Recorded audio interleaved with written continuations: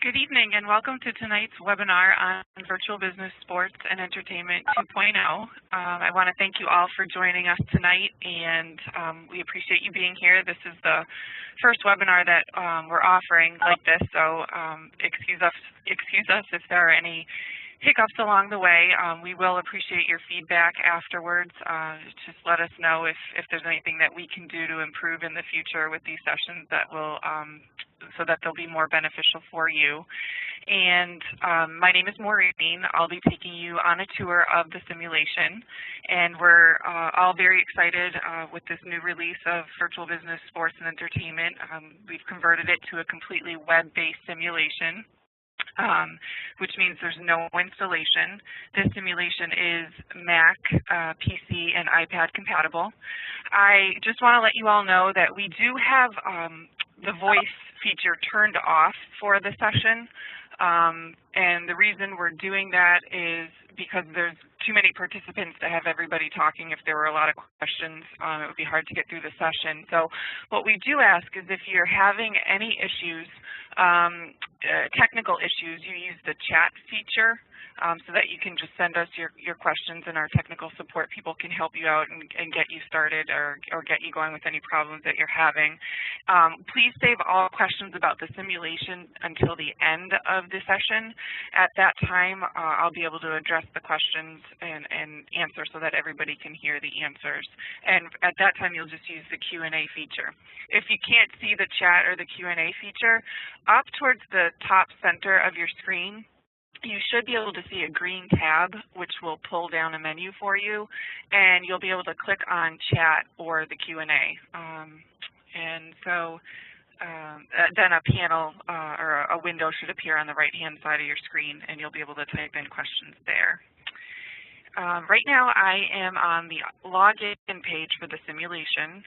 As an instructor, you will be set up with an account. We'll email you your login information, and you'll just be able to come right to this page and sign in the first time you use the simulation. Your students will all have their own accounts as well. What they'll do, though, is they'll come to this same page, and they're going to click the Register Now button. And then what they'll do is they'll fill in their name, create a password for themselves.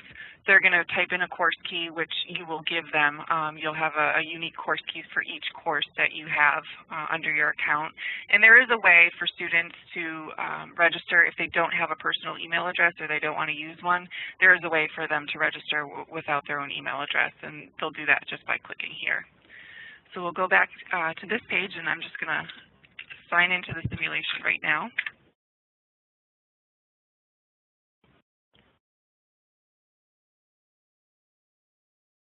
Once you log in, you'll see a list of your courses here, and if a course has expired or ended, it will become minimized for you, but you can always get back to your courses by clicking on a link to expand it in case you ever had to get back to grades.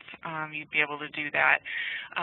You do have access to a feature here called Go to Assignments, and that allows you to see all of the lessons and the project that are included with the simulation, just like the students would see. So you're able to go through all of the simulation on your own so that you can become familiar with it.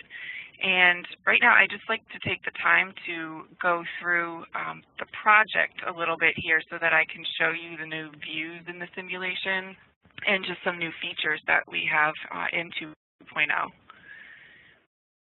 So right now, I'm in the concert view. This is a brand new view to 2.0, and the way you would get there is there's a views menu up here, and this is actually the stadium view. So this is where also the football games will be played, but it does turn into a concert view if you have scheduled a concert. So what I'll do now is I'm just going to click the Start button, and we'll let it run through a concert so you can see what happens. Obviously, it's daytime right now, and the concerts will start at night. You can see the fans are entering the stadium. You have all your ushers and security staffing the stadium. For concerts, you do have 2 additional seating sections. So when you have football games, you're worried about all these seating sections up here. When you've scheduled a concert, you're going to have these 2 sections on the ground that you're responsible for as well. You have to Okay, so now we have the concert going on. It's nighttime. You can see all your fans coming into the stadium. And then soon you'll see the band actually come onto the stage. So we have our band on the stage now. And then if you don't have your staffing quite right, you can run into a problem that you're seeing here where a bunch of fans rush the stage, which can cause a problem for you. You can have lawsuits and fines. And so when you are planning for your event, to book a concert, we have this new screen here that would pop up under the Actions menu. And you have a list of available bands that you can book for your concerts. And you can see a bunch of different information about these bands, such as the fee that they charge, how much they're going to demand in advance to book them, what their average ticket sales are, their average ticket prices. So all that information is listed here.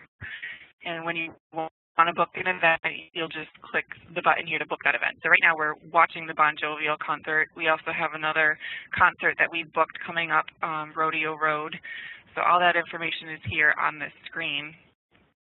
Also, I was talking about ticket pricing before. So you're going to schedule your ticket pricing separately from the games. So your football games, you'll schedule here. You'll just choose the game you want to set the prices for, and then you would type in your prices here, and then click Set Ticket Prices.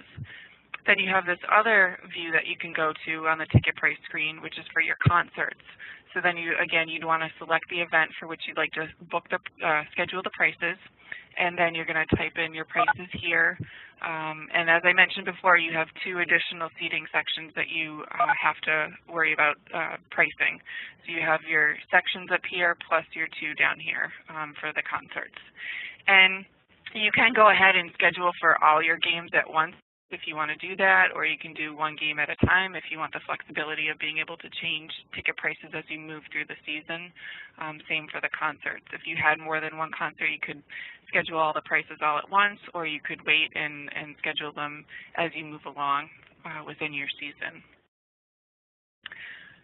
Also, for these concerts, you have to worry about your staffing, and you'll have these reports that you can refer to called the event reports. So you'd be able to look and see what games you have scheduled, what concerts you have scheduled, and you'd be able to click on any of those to get more details. So this is an event that already happened. It was a football game. You can see the revenue you made for the game, if you sold out, how many tickets you sold, information about your concessions. Any customer comments would be listed here. If you had any fines or lawsuits, that would all be listed here as well. So all the information that you're going to get before a game will be listed here by clicking the details. So all that information won't be filled in until after the game, but you'll be able to see how many tickets you've sold beforehand, which is going to help you with staffing and the other things, parking, that you have to schedule before a game. The other view that, actually I'm going to finish the concert off right here so we can get beyond the concert.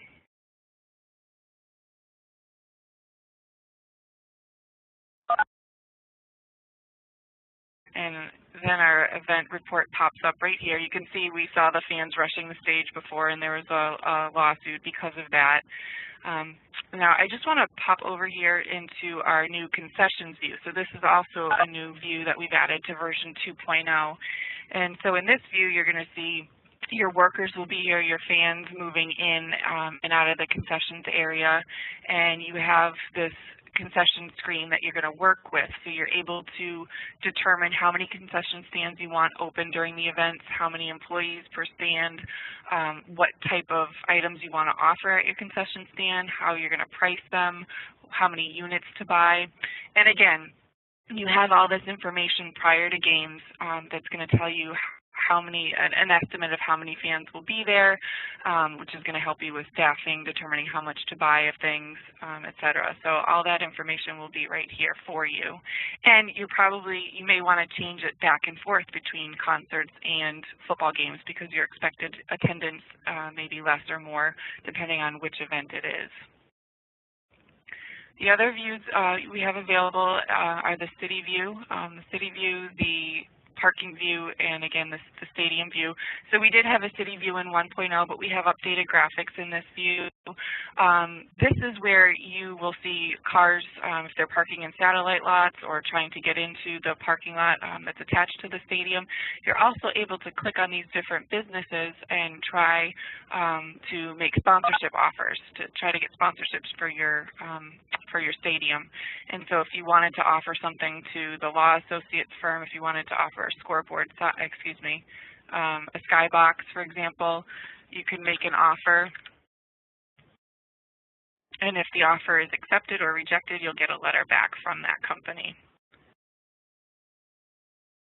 So also, we had the parking view, which was included in 1.0 as well, but again has updated graphics. So the cars you'll see coming into the parking lot here, fans going in and coming out of the stadium.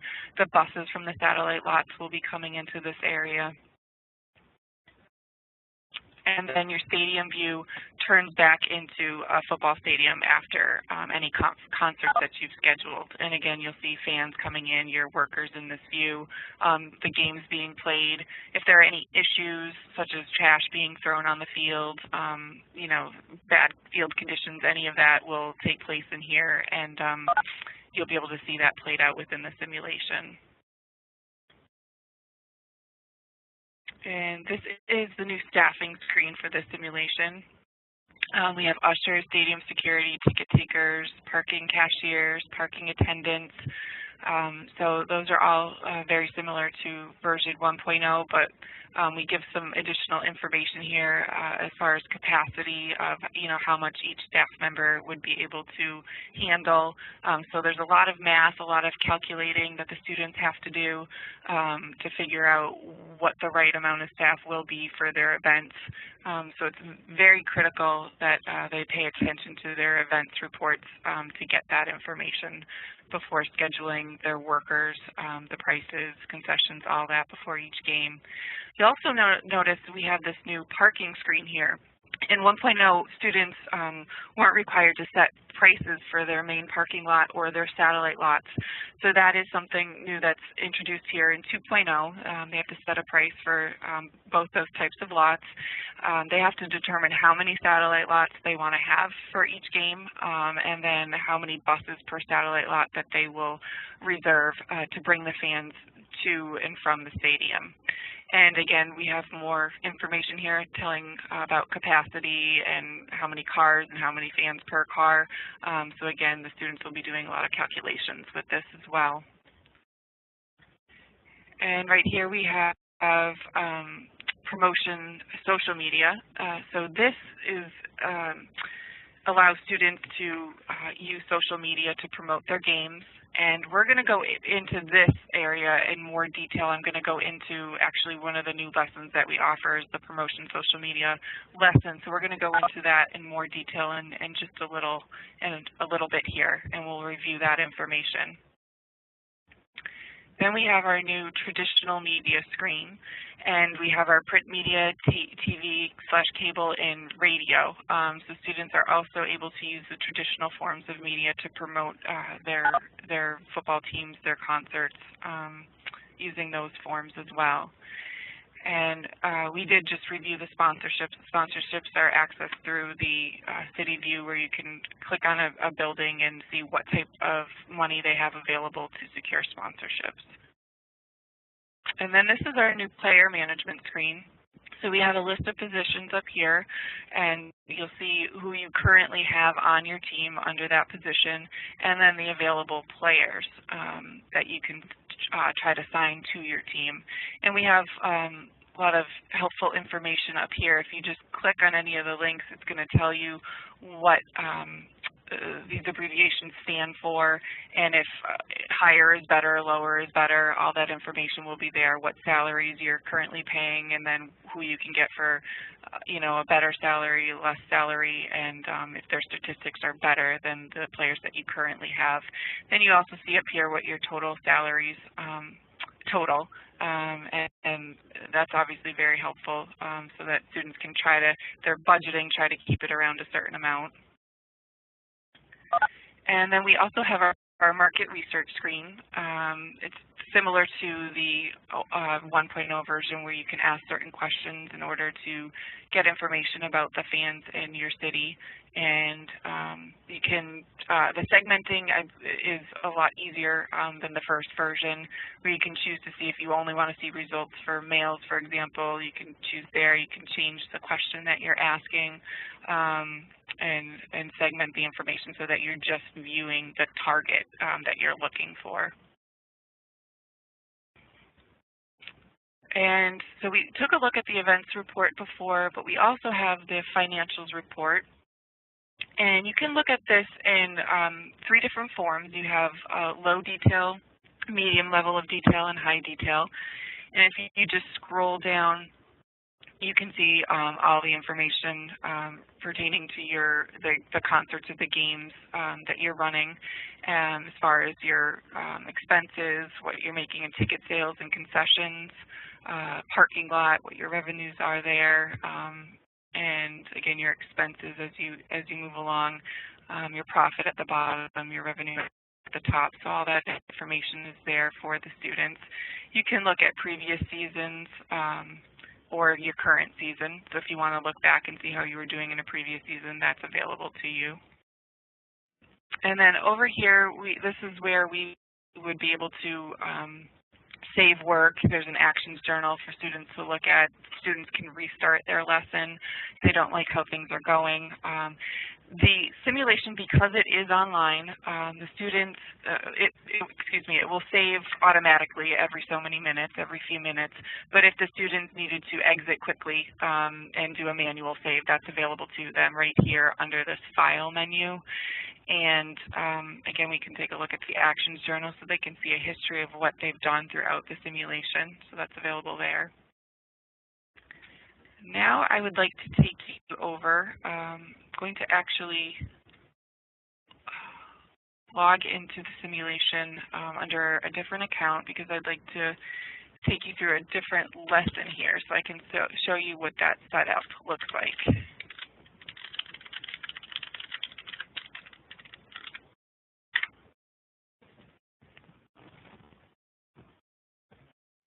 So before we were looking at the Mogul, Sports Mogul project, and that allowed us to control all the features in the simulation. With these individual lessons, so you see a full list here of the lessons that are included in the simulation and the project.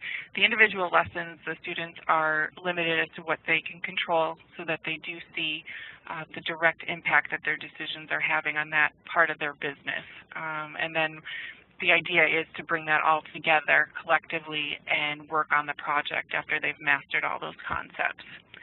And you'll also notice that students, you wouldn't be able to get to this pricing and promoting a band lesson unless you had done the previous work on the previous lesson.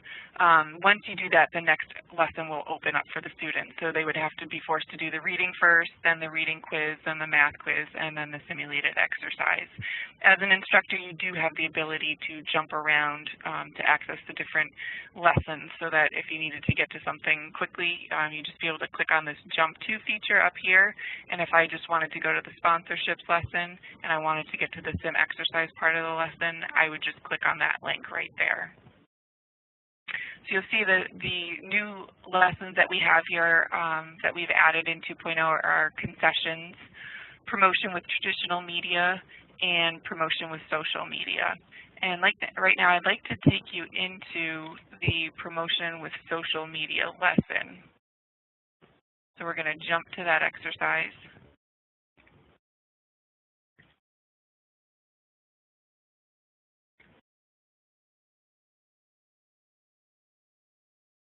So all these lessons are set up the same way, where the students are going to have a series of steps listed here on the left-hand side of the screen.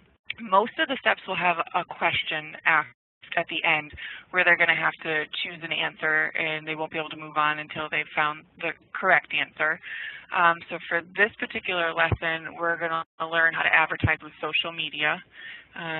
And so if we click the next button here, it says we have a concert booked with a rock band that's coming up, and we haven't done any advertising. So we're just going to click the start button, and we're going to move through the concert, and then we're going to have an event report pop up at the end, and we're going to be asked to look up some information in that report. You can see again the fans are coming. We're not really sold out here. We don't have an overwhelming amount of tickets that we've sold.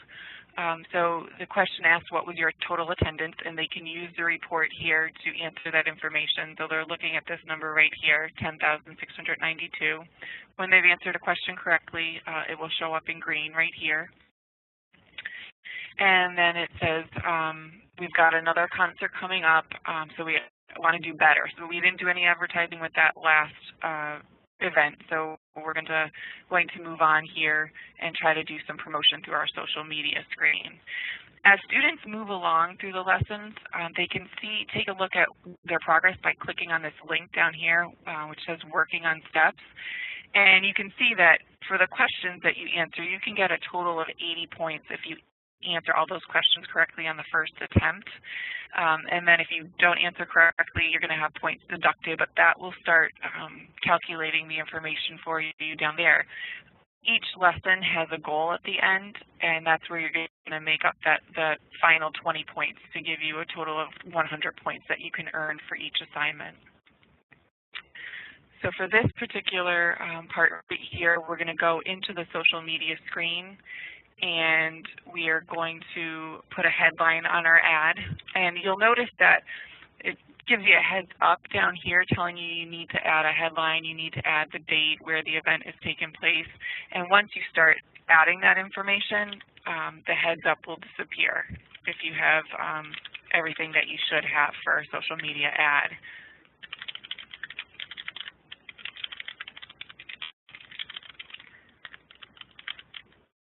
And then for each ad, the students are able to choose an image. And if they don't pick an image that's relevant to the event that they're trying to promote, that will have an impact on the effectiveness of the ad. So for this concert, I'm not going to want to use the image of a football. You could use the image of the microphone. There are other images to select as they move through. For this particular one, it is asking us to click on the image of the microphone. So we'll select that image. Then as you move down, you can target or narrow your audience. So right now, if we were to just advertise to everybody, we'd be looking at over 1 million people. If you start deciding to only advertise to people who listen to heavy metal, it brings it down to 127,147 people.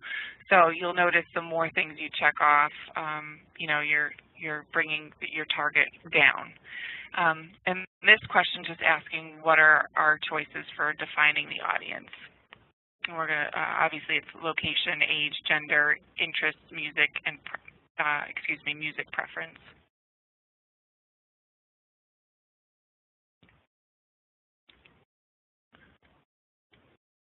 And the concert that we're planning right now is targeting classic rock fans. So we're going to click on that option right here. And what that did is it brought our audience down to 311,580 people. So we'll select that option, answer for that question. And then you also have to name your ad. You have to enter a budget. So we want to spend no more than $50,000 on this particular budget. And then we're going to click book the ad and then click OK.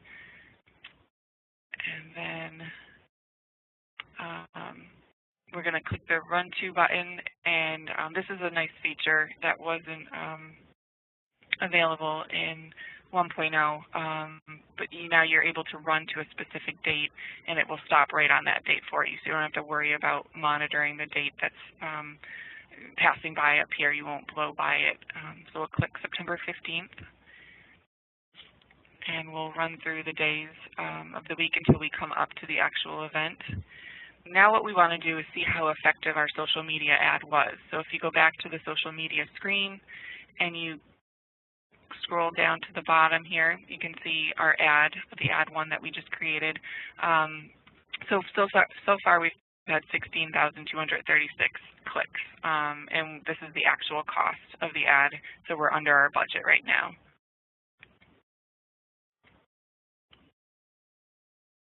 Okay, and so if we click start, we're going to actually watch another concert. So you can see our fans coming in. You can see that now we have actually more sections filled than we did in the previous game. In the previous game, if you remember, we sold let's see, 10,692 tickets.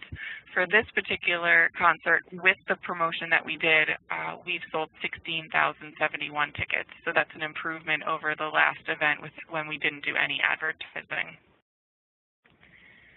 Now for this last step here, as I mentioned before, the students are going to be challenged with a goal, and that's where they're going to earn their last 20 points for the total of 100 that they can earn for each of the assignments.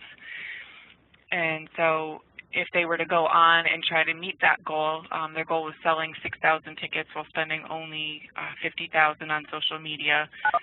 If they're successful, they'll get a message telling them that they've reached the goal, and then they'll be able to exit the simulation. And if they're not successful after this next event coming up, they are able to keep trying. And if they decide that they've made a mistake along the way and they want to start from the beginning again, they always have that option to restart a lesson. And so I'm going to actually jump back over into my other browser that I was in before. And I want to take some time now to go over some of the instructor features with you.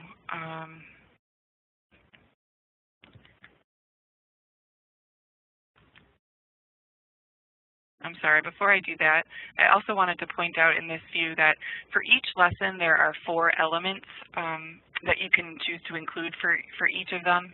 You have a chapter reading, a reading quiz, a math quiz, or a simulated exercise.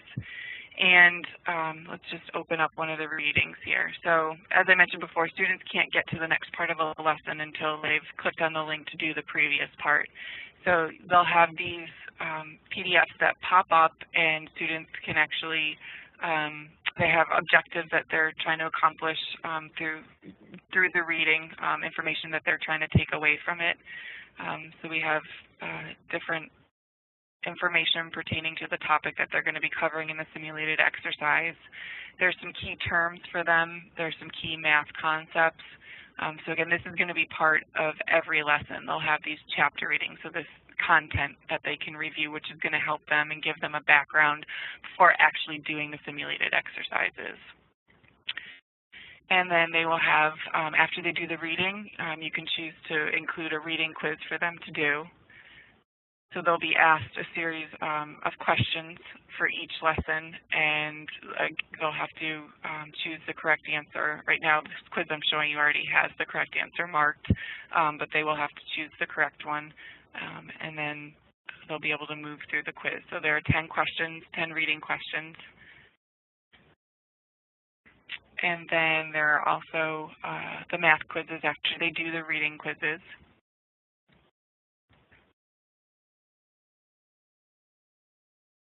So again, they're going to have 10 questions for their math quiz. And then after they complete each part of the assignment, their grade is going to be recorded here. And once they finish their simulated exercise, obviously their grade will be recorded there as well. They can always mouse over their sim grade to see a breakdown of the points that they earned for that particular assignment. Now I'm going to jump back to the main instructor page, and we're going to take a look at the automatic grading that is available in the simulation. So in 1.0, you didn't have a grade book that was maintained for you. So with this version, all the grades are recorded. So as students start enrolling in your course, their names will start appearing here. You're going to be able to have as many courses as you like. So if you have 3 different sections of students using the simulation, you're going to want to create 3 different courses so you don't have all your students grouped into one area. And then as they begin completing their work, their grades, percentage grades will be recorded here. And if they haven't completed something yet, but they've started something, an NC will appear, so you know they've accessed it, but they haven't finished it. If they haven't done anything, it'll just be an empty box, so you'll know they haven't even started on that part of the lesson. If you scroll over the sim grade, again, the students could see their own breakdown of points, and you have access to that as well. So you can see how many points they got for questions that they've answered correctly, and then how many points they got for the goal, how many times they've reset. So if you want to limit them to, if you say you can only reset 2 times, 3 times, and then you have the ability to deduct points if you want, if they've done too many resets. And then over in this area right here, we have a current average grade, we have a total grade. So this current average is just a running average of the work that they've completed thus far. This total grade is a weighted average, and it's based on all the work that the student's going to do for the course. And the project is actually more heavily weighted than the individual lessons. So you don't really want to look at that grade until they've finished all of the work for the course.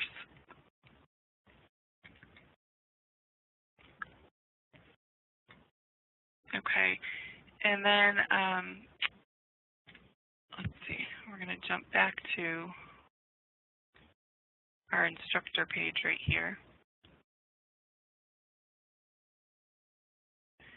And you'll notice you have some tools here that can help you configure your course. If you decide that you don't want the math quizzes to be a part of the assignments, you would just uncheck the math quiz and it just is automatically taken away.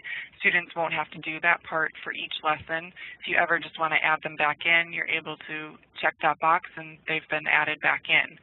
You have an activate heading over here, and this just means that if I have a check mark in the box, that means the student can access assignment 1. They can work on it, but they won't be able to work beyond assignment 1 because I have unchecked assignment 2, and anything following students don't have access to it. So when you want to give that back to students, you would just put a check mark in the box, and now students would be able to access assignment 2. Your end date for your course is up here. You have the ability to change that at any point. Your course key will always be listed here. So when students are registering, they'll have that information. One other area where you're able to configure your assignments is right here, this link under Advanced Features. And you're able to exclude or include lessons. So if I wanted to remove sponsorships, if I didn't want students to have to do that assignment, I would just exclude it. So I highlight it and remove it. If at any time you want to put that back into the course, you're able to do so by just clicking on the assignment over here and pushing it. You can push it back over using the left and right arrows. And if you want to change the order of the assignments, you can do that. You just highlight the lesson and move it up or down. You can also configure your course due date for the course by clicking the calendar over here. And you can choose the due date for your course and what time you want it to end. So you can do that for each assignment if you want. If you don't want it to do that, by default, it would just end on the end. It would be due by the end date of the course. And you'll notice we have this team feature here are these 2 icons for the sports and entertainment mogul. So if you want students to be able to participate in teams, you can do that with this project. By default, you have this scoreboard feature that's always turned on. So for this project, students will see a scoreboard under their account, which allows them to see who's leading in the class based on profit for their franchise. So they'll be able to see who's in first place and so on. And then if you want to allow them to work in teams, you would just check this box right here next to this blue icon, and you'd submit your change. And then you're going to go back to your main page here so that you can access your student progress area. And then you're going to see that blue icon appear here. And if you click on that, that will bring you to a page where you can drag and drop students onto teams. Or you could have us, the system auto-assign your teams. You can just say, you know, how many teams you want created and click the auto-assign, and it just will create the teams randomly for you. It's important to know that if you do decide to have students work in teams on the project, only one team member will be able to sign in at a time to access the project file. So our thought behind that was that students would be together working at a computer, collaborating, communicating, and working on their franchise together.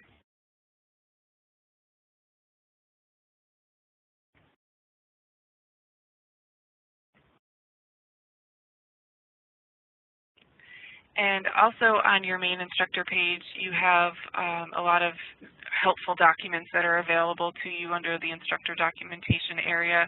You have a Getting Started document that talks about logging in, getting your students registered. You have your lesson plans with objectives. You have answer keys for all the different parts of each lesson. And with math, you'll actually have the calculations done out for you, so that's there in that document.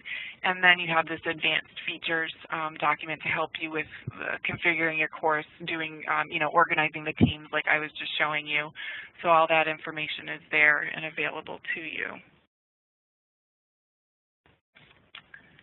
And I also, you know, just want to take a moment here to review the fact about how flexible this program is. You know, when trying to implement it into your classroom, as you could see, you know, for the first semester you use it, if you just wanted students to do the sim exercises and you wanted to exclude everything else, you can do that. If you want to have them do quizzes at a later time, you can add that back in. You can, as I mentioned before, reorganize the order of the lessons and to fit the concepts that you're covering in the course at the time you're covering them. You're able to do that. Usually, typically, I think instructors have just fit in the assignments as they correspond to what they're covering in the class. We do have instructors that use it as a capstone project. You know, they are able to use other materials throughout the semester, have the students you know, learn about these different concepts and then use this to reinforce everything at the end of the semester. Because it's online, you now have the ability to allow students to work from home. You know, they can work anywhere that they have internet access. And so if you just wanted to assign this for homework, you can do that. If students don't finish during class time, they can pick it up at home. If students are sick and they, you know, have missed weeks of class, it's very easy for them to be able to catch up because they can now access this from home, whereas before they had to be on site in your school working on the information. Some other helpful features for you under the student progress area. If you click on any of the students' names, you'll be brought to a page where if, for example, you don't want students to have to do things in order, you can uncheck this box here, and that allows that student to go out of order when completing the assignments. You can reset lessons for students. You can do any part of the lesson. So if student just did poorly only on the math quiz part, you can just reset that part of the lesson. You can grant due date extensions for individual students. So if a student was absent or had some circumstance that you felt that they should have an extension, you're able to do that. You can auto override grades for the simulation parts of the exercises if you don't, you know, for example, you think the student worked hard on it and you wanted to give them more than the 80% that they, you know, earned on the simulation through our system, you could override it, give them a 90%, 95%, whatever you feel you want to do for that. You have that ability. You can transfer students to different courses, remove students from a course, reset passwords, email your students, so that's all done here through this interface.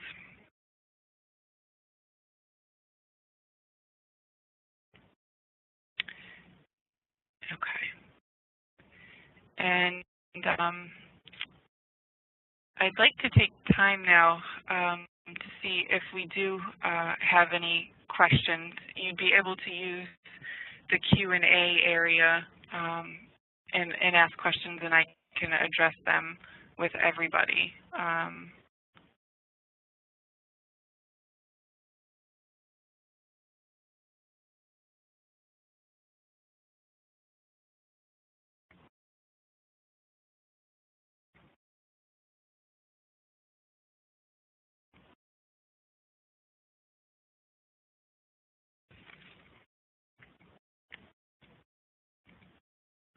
Okay. Sorry, I'm just trying to get to the Q&A area here.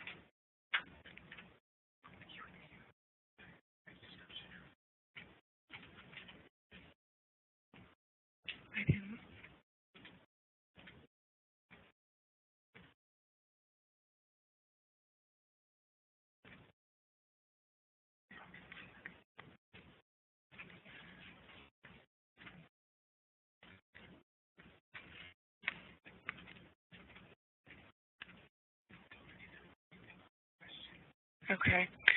So we have a list of questions here that we can review now.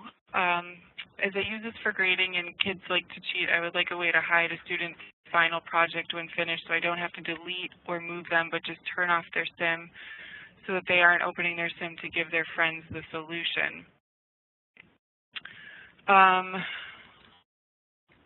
a student's final project. Well, I guess what you could do in that situation would be to set a due date for the assignment so that it's a date that's in the past, and then you can grant extensions for the other students who haven't finished it yet.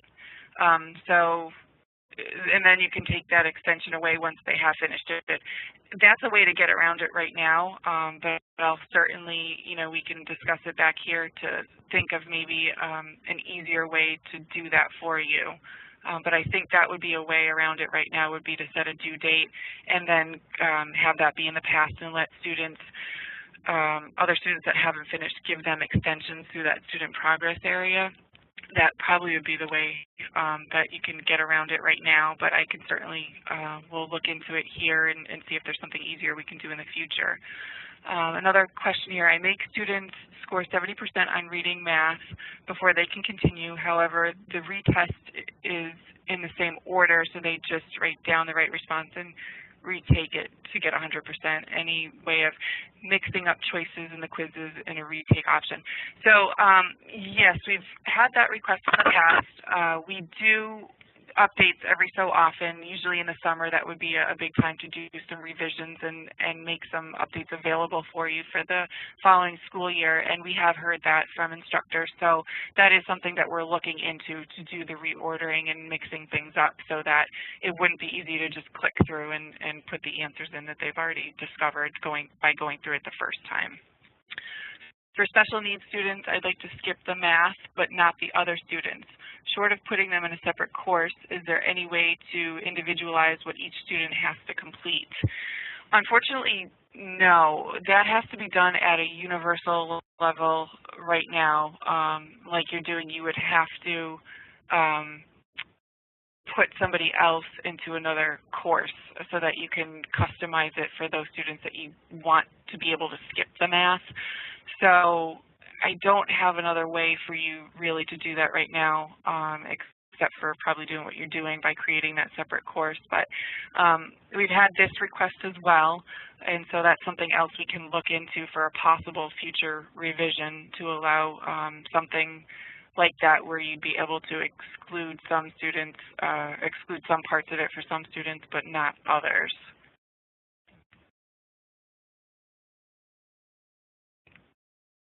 Okay, turnaround gone. Somebody's asking about the turnaround lesson and if the reading PDFs are downloadable. The turnaround lesson, yes, we don't specifically have a turnaround assignment in this project. We're always, looking for feedback like this, so for specific lessons that you're interested in seeing here in 2.0, that's again something that we'll review, and maybe that is a lesson that we can possibly include in the future in a revision. So thank you very much for asking about that one, and I'll be sure to ask our development team about the possibility of including that in the future. The PDFs are, you would be able to save those. You would be able to have the option to save them once you open them. You can treat it like you would a normal PDF that you have on your computer that you open, so you should be able to save them. That is possible. You can also, we've tried to eliminate the need for printing with this online version, but sometimes instructors still like to have handouts and have, a tangible copy in the student's hands. So you can certainly print anything that you have access to. You can download them and make them accessible, like in a network folder if you want to have them access it that way. That is possible. Okay, we have another question here. How do you set up a multiplayer game? So we don't have multiplayer in the new online versions of the simulations. What we do have is the team-based format that I was showing you before, where you can put students into teams and they can see how they score against the other teams in your class and have a competition that way. This isn't the first we've heard about a request for, a similar way of how we've done multiplayer in past versions with the installable versions. We have had some people ask about that, why we don't have it in this version.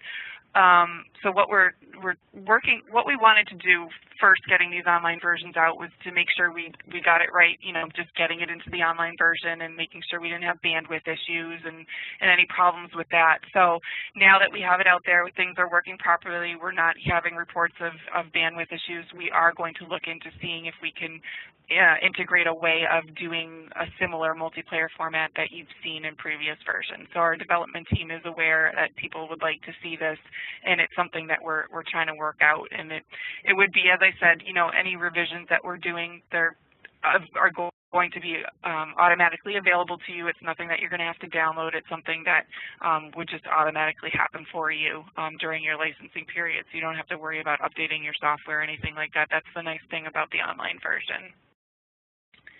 Okay, and someone asked, just to be clear, 2.0 replaces VB Sports.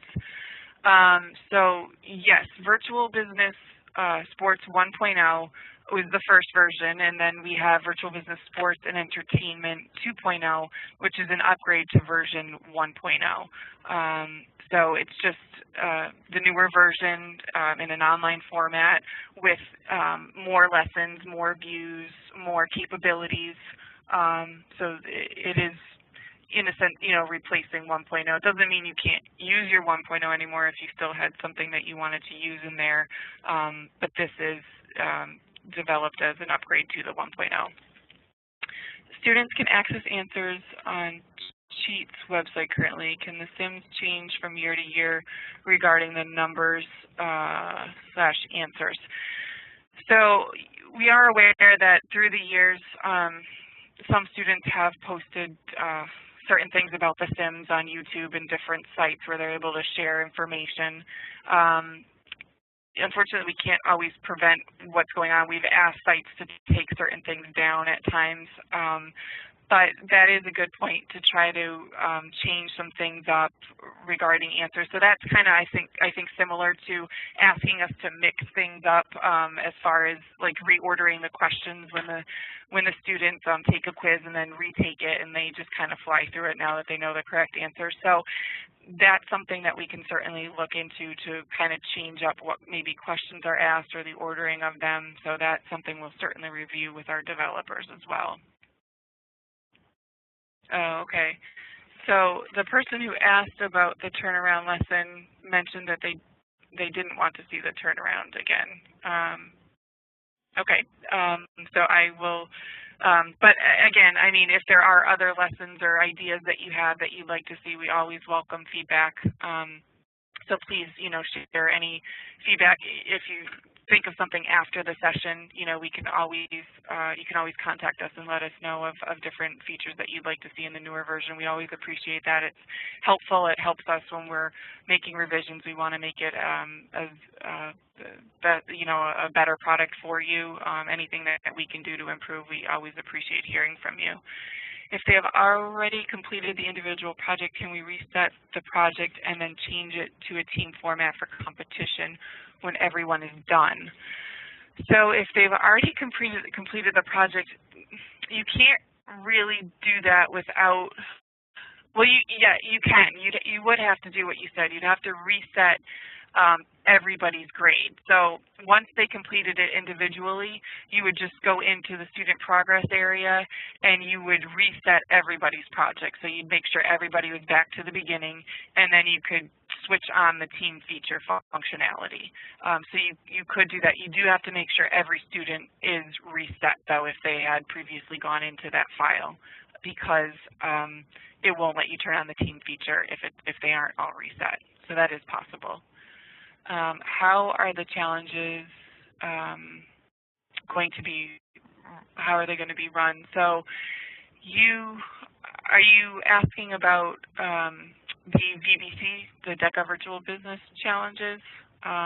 If that's what you're referring to, then the new this coming school year, the DECA Virtual Business Sports Challenge will be based on version 2.0, and students will have their own online accounts to access the simulation. They won't have to download anything.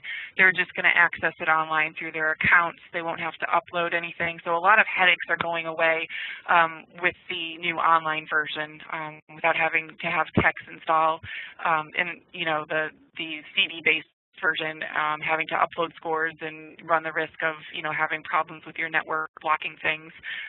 So if that's not what you were referring to, if you weren't referring to the Virtual Business Challenge, please just let me know. And then I would love to see the turnaround. Okay, so we've heard from another instructor here who says, I would love to see the turnaround back. People can always delete it if they don't want it. So that's true. If there are any lessons in there that you don't want students to have to complete, you saw that capability of excluding lessons. So that is always a possibility if you just don't want them to do something or have to do something. How will pricing work? Do you pay for a course key once, or do you pay again each year? So for this particular simulation, it's offered in as a 5-year license. So once you pay an initial license fee, you get to use the simulation for 5 years without having to pay any annual fee, and you don't pay for a course key. So you can create an unlimited amount of courses throughout that 5-year period, and you'll have your 3 licensing options. You would have a mini license option, a lab license, or a site license. The mini license allows you to use the simulation with up to 5 students logged in at the same time from your school. The lab would be up to 30 students that could log in at the same time, and the site would be an unlimited amount of students from your school that could log in at the same time. So to answer that question, there's not an annual fee. It's just a one fee for 5 that gives it to you for 5 years. Are the quiz questions available in a test bank to reuse for pop quizzes? That's a great question. So we have them in a PDF format under the instructor documentation area.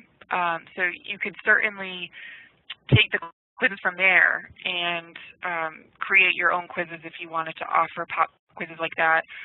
But that, we could certainly discuss back here maybe an easier way for you to access those other than a PDF file.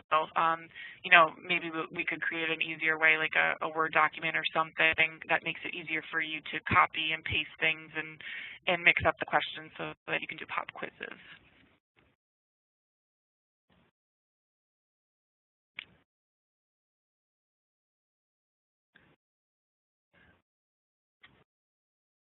So I think, okay, here we go. Here's some more questions. Oops. How many teams will there be at Nationals? Okay, so for the DECA Virtual Business Challenge, we have 16 teams that make it to Nationals. We have 2 qualifying rounds during the school year. There are 2 winners from each region from each round that make it to Nationals, with the one stipulation that only 1 team per chapter per school per round can make it to Nationals. So you'd have 16 teams total there, 4 from each region, and then you have the top 4 that would win prize money at Nationals. And can you look at a way to customize the lesson quiz questions for instructors? Can you look at a way to customize the lesson quiz question for? Yes, so I'm thinking maybe you're wanting to be able to randomize the questions, or I don't know if are you maybe looking to be able to bring questions together for different topics so that you're asking about maybe the sponsorships lesson and, you know, the promotion lesson and mixing the questions that way, or are you just looking for a random order? Maybe if you could just send me a note on that, and then I could clarify for you.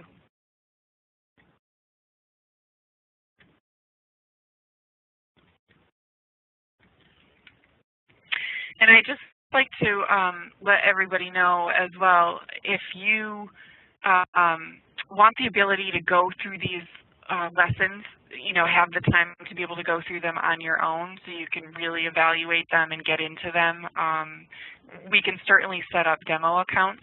So if anybody's interested after seeing the demo this evening, you can contact us, and we're more than happy to set up a demo account so that you can have access to all the lessons so you can evaluate them. Let's see. So about the first question before was, can you look at a way to customize the lesson quiz questions for instructors?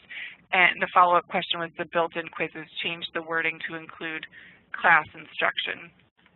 So you're just looking to add your own questions in there, maybe like our assessment CD used to do. So we can certainly, you can't do that now as the simulation or the quizzes are currently available to you, but we can certainly look into the possibility of offering that in a possible future revision. So again, I would bring that up to the developers for you. I retype the questions in ExamView when I do the lessons myself and can do all kinds of things with the ExamView versions for tests. Also can change the math numbers, etc. So that is maybe another thought as to how you'd be able to do that, you know, customize the questions for yourself, maybe like one of our instructors is currently doing. So that probably would give us more motivation to make them available to you in a different format so that you could import them in such a way to do something like that. So again, I certainly will bring that up to the instructors.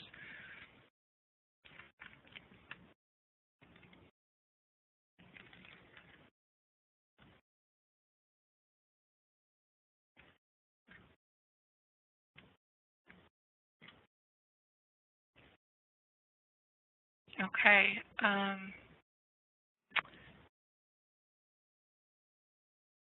Do the teams compete against each other or the sim?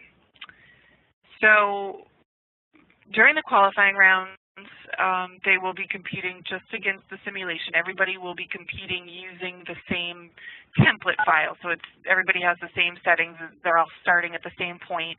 It's just what they do to manipulate the features that they can control in that file, where they're going to have the outcomes that they come out with and how they're scored, you know, based on their profit. And during the actual rounds at the ICDC, at Nationals, they will be competing again against the sim.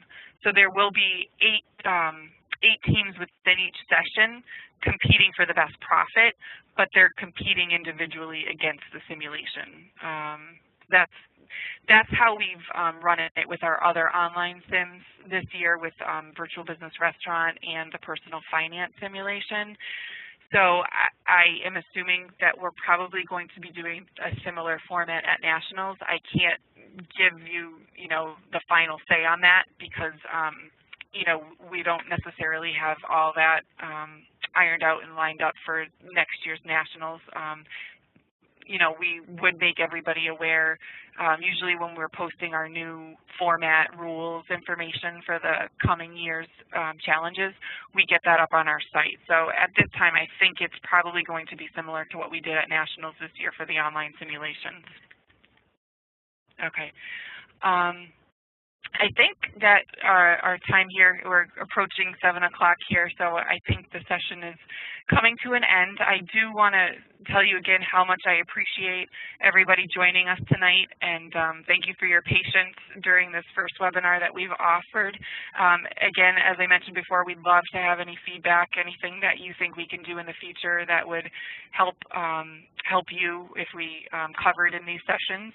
And I just want to invite you to either call us, email us if you have any questions after the session. As I said, if you want you know, a demo or anything like that, please feel free. Our email address is info, I-N-F-O, @knowledgematters.com. And you know, we'd love to hear your feedback or any information that you want to share with us. And thank you again so much. We appreciate it.